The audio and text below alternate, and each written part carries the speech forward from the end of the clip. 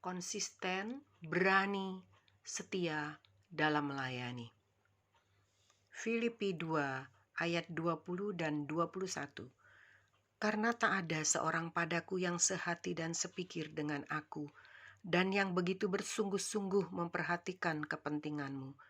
Sebab semuanya mencari kepentingannya sendiri, bukan kepentingan Kristus Yesus.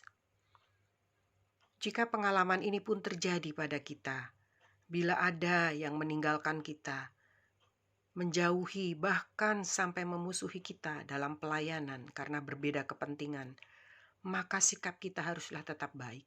Semakin menghadapi karakter Kristus, memandang segala sesuatu dengan bijak dan tidak berburuk sangka. Sikap kita mau tetap taat saja mengikuti kehendaknya. Dan juga jika ada yang perlu diampuni dan dimaafkan, kita tidak akan merasa diri harus bertahan dalam kebenaran kita. Dan tidak merasa diri paling baik sehingga kita maunya menang sendiri. Kita harus punya hati yang baik, yang lembut seperti Yesus. Paulus merasakan bagaimana rasanya ditinggalkan, sama seperti Yesus mengalaminya. Saat sementara di dalam proses pengadilan hingga peristiwa di kayu salib. Dia dijauhi, dimusuhi banyak orang, bahkan muridnya sendiri pun meninggalkannya dan berbuat demikian karena diliputi oleh ketakutan. Meski ada juga yang mungkin telah kehilangan loyalitas kepada Yesus dan sengaja menjauhi untuk mencari aman bagi dirinya sendiri.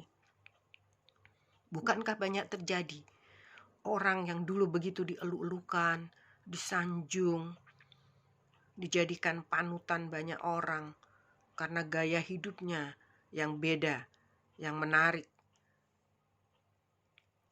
Begitu juga ada pejabat atau juga mereka yang hidup bergelimang dengan harta, dengan materi. Maka begitu terjadi sesuatu yang buruk kepadanya atau yang memalukan, langsung dijauhi. Pengaruhnya, kuasanya sudah tidak dianggap berlaku lagi. Dia ditinggalkan fans atau anak buahnya, pengikutnya, bahkan juga mungkin keluarganya. Maka tinggallah mereka hidup merana kesepian. Dan ada bahkan yang tidak tahan mengakhiri hidupnya sendiri karena tidak kuat menghadapi kenyataan yang pahit dan menyakitkan itu. Paulus bukan orang yang selalu kuat. Itu dikatakannya dalam 1 Korintus 2 ayat 3. Aku juga telah datang kepadamu dalam kelemahan dan dengan sangat takut dan gentar. Namun, dia tetap konsisten, kuat dan berani dalam pelayanan. Keteladanan yang dicontohkan adalah apapun yang terjadi, tetap konsisten dan setia, juga berani dalam menjalankan tugas pelayanan, misi yang diemban dari Bapa Surgawi, apapun resikonya. Meski ada penderitaan, pencobaan, tantangan, tekanan, dan banyak air mata. Dan juga dalam banyak kelemahan. Namun Yesus tahu dan mengerti itu semua. Sewaktu ada di dalam dunia, Yesus anak tunggal Allah itu pun dalam keadaannya sebagai anak manusia juga pernah menangis, merasakan duka mendalam sebagaimana dirasakan oleh manusia. Ibrani 4 ayat 15. Yesus imam besar kita dapat mengerti kelemahan kita. Ketika Yesus hidup di bumi, ia dicobai dengan segala hal, sama seperti kita juga dicobai. Tetapi Yesus tidak pernah berdosa. Berbeda dengan mereka yang ditinggalkan akibat ambisinya sendiri tidak tercapai, karena kehilangan popularitas, karena ingin makin kejar harta sampai bertindak korup dan masuk penjara. Juga yang prihatin hidupnya mengenaskan, merasa buntu jalannya hingga tidak tahan dan mengambil jalan pintas, menghabisi hidupnya, menghabisi nyawanya sendiri. Maka dalam pelayanan kita harus berbeda. Meski mengalami jalan buntu sekalipun, ada banyak masalah tantangan menghadang, ada tekanan menghimpit, kita akan tenang dan percaya.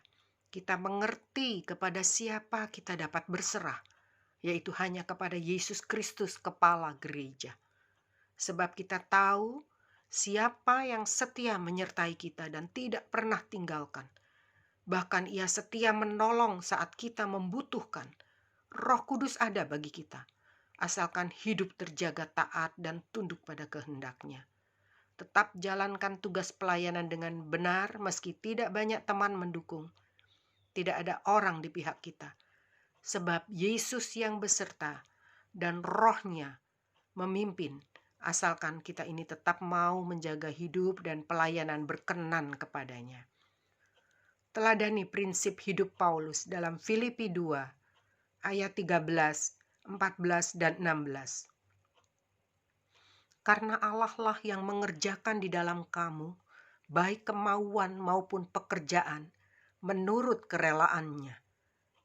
Lakukanlah segala sesuatu dengan tidak bersungut-sungut dan berbantah-bantahan sambil berpegang pada firman kehidupan, agar aku dapat bermegah pada hari Kristus, bahwa aku tidak percuma berlomba dan tidak percuma bersusah-susah. Itulah sikap hidup yang diambil oleh Paulus. Sebab yang dikejar oleh Rasul Paulus adalah hidup kudus, hidup yang tidak bercela, dan terus mencari perkenanan Tuhan.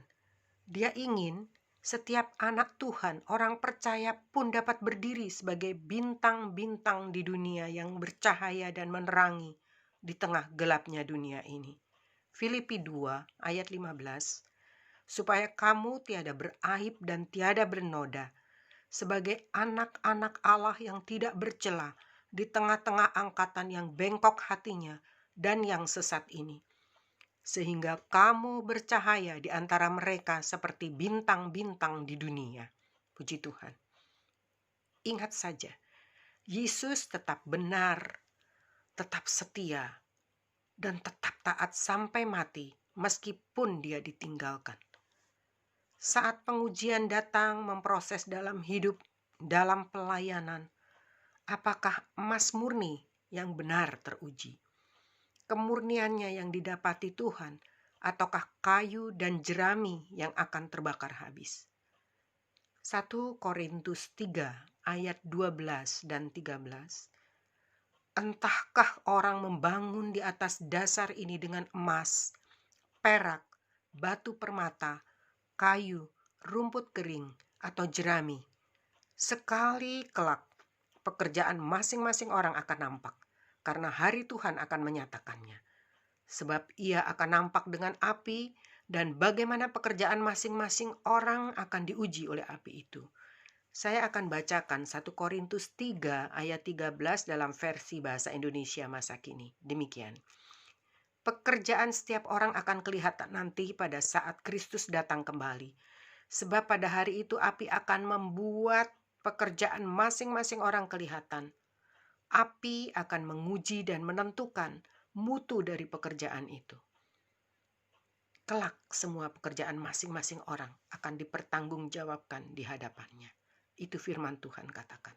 Periksai diri masing-masing kita, sikap dan tindakan dalam menjalankan tugas pelayanan yang dipercayakan kepada kita akan menentukan hasil dan upah yang di ujung perjalanan hidup akan kita raih. Usahakan tetap murni hati dan penuh rasa tanggung jawab, penuh dengan sikap tanggung jawab kepada sang pemilik pelayanan. Juga disertai dengan menjalankan keselamatan, menjalankan pekerjaan Tuhan, menjalankan tugas pelayanan dengan rasa takut dan gentar kepadanya. Puji Tuhan, firman Tuhan saya sampaikan kiranya menjadi perenungan kita semua. Tuhan Yesus memberkati. Haleluya.